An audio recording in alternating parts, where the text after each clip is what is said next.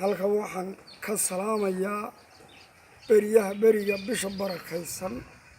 ee Ramadaan islaamka dhammaantii qaas ahaan Soomaalida qaas ahaan deegaanka Soomaalida Itoobiya bisha maanta taariikhdu faranjigu waa 22 bishii shanaad ujeedo qorcali baa la yiraahdaa in badani way taqaanaa in badani way maqashay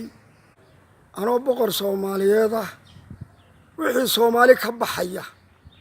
ee dhaqana ama soo galaya waa wax aan quseeyo iyadoo sidaa tahay beesha aan ka soo jeedo oo Samaroon oo galinkan buuq iyo hadataal ay ka jireen oo hanqartaaro astaamo beelo kale ama gobollo kale oo Soomaalida ka baxsan galin in badan ay ka soo noqnoqdeen madaxweynuhuna in badan uu isku dayay inuu hawsha ama waxay ku timiday uu kala xaajoodo intaa waan la socday dabadeed hawsha cid baa u xil saaray anu arrinta Samaroonka abtirsiinna umaan haynin cidda abtirsiin u haysatay ciddii u talinaysay hadday hadday salaadiin tahayba mana faragelinayn wax ii yaallana ma ahayn waxaase dhacday in hawshii wax iga furta aan waayey hanqartaag yimiday baylihii ay timiday wax tabasha waa meesheeda lama diidano kow waxaase dhib ah astaamo kale gacantaag Samaroon waa Soomaali maatiya beriba wiilaa dhashay kugu dhaadeen waayo hadduu kugu dhaadeen waayo dhabta la iskama saara dhulka la iska dhigaa naqilaa ha yaraado ha ku doorsan abaar dunyadaa ha yaraato ha ku doorsanin daaqsi tolkaa ha xumaado ha ku doorsan shisheeye waa mahmaah waan anay hawshaa ii oolin waxaan maanta faragelinayaa oon u farageshay oo igu qasabtay in Samaroon qaashiisii in hadday xumaa ama ay si khalad wax u fahmeen ay ka jawaabi waayeen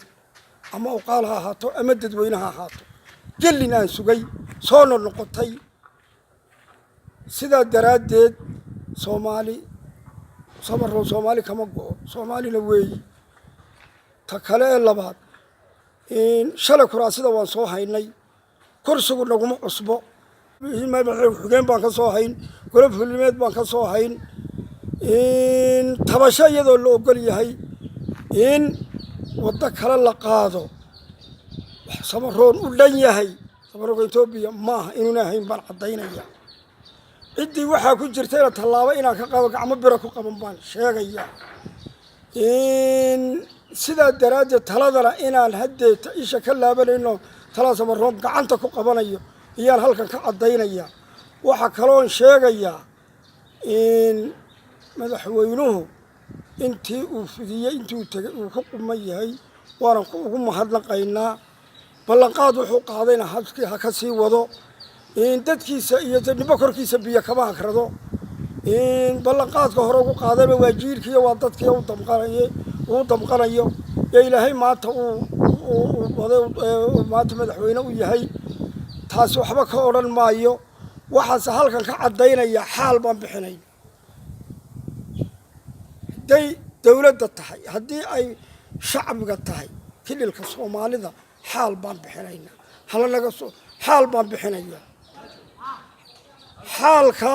waxaan ku bixinaynaa khaladka aan gallay ee loo dhalay Soomaaliya intaasaan leeyahay in madaxweynaha xaal gaaraan siinaynaa in Soomaalina xaal baan siinaynaa raalli gelin baan siinaynaa walaalayaal dad shalay kursiga fadhiyay oo maanta jaaniska ciddii keentay ka biyo diisan daraaddeed shalay xildhibaan baan u ahaa reer anoo boqor Soomaaliyeedna ninii kinayana ma yihiin nin interes ku socdana ma yihiin kelmadda aan ku hadlaya khudbadda aan jeedinayna tuhurgurina maaha tu in maxay loob la kacna maaha waato iga soo go'day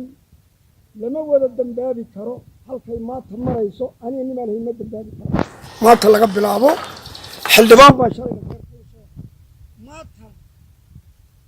waan ku noqonayaa 8 bilood ee xidhay xildhibaannimadii baan ku noqonayaa